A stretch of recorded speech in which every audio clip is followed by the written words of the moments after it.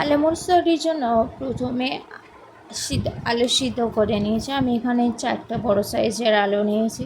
এরপর শুকনো খোলা জিরে আর লঙ্কা ভাজতে দিয়েছি। জিরে আর লঙ্কাটাকে ভালো করে ভাজতে হবে। লঙ্কা আমি কম একটা দিয়েছি, যে যেমন ঝাল খায় সেরকম ভাজতে দেবে। এরপর জিরে আর লঙ্কাটাকে গুঁড়িয়ে নিচ্ছি, খুব মিহি করে বাটবো না, মিডিয়াম মোটামুটি। এরপর আবার গ্যাসটা জ্বালিয়ে কড়াই বসিয়ে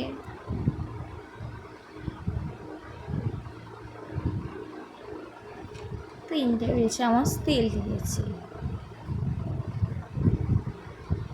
আমি সর্ষের তেল ইউজ করছি, সাদা তেলেও হয় এটা। এরপর একটু কালো জিরে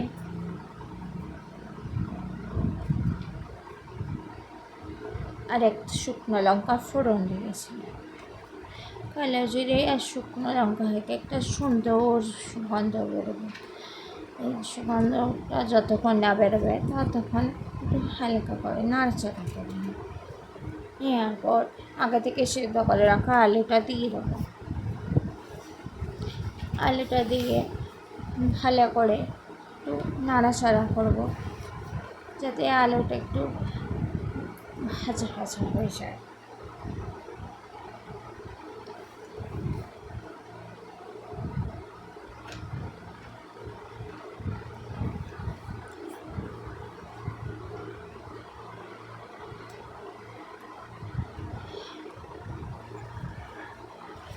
আলুটা ভাজা ভাজা হয়ে এলে আমি যে একটু নেড়ে চেড়ে বেশ ভালো করে ভাজা ভাজা হয়ে যাচ্ছে আমার আলুটা। তো এরপর ভেজে রাখা জিরে আর লঙ্কার গুঁড়োটা দিয়ে দেবো, একটু গোলমরিচ গুঁড়ো দেবো। লঙ্কার বদলে আমি গোলমরিচটা দিয়েছি একটু, যাতে ঝালটা ঠিক থাকে।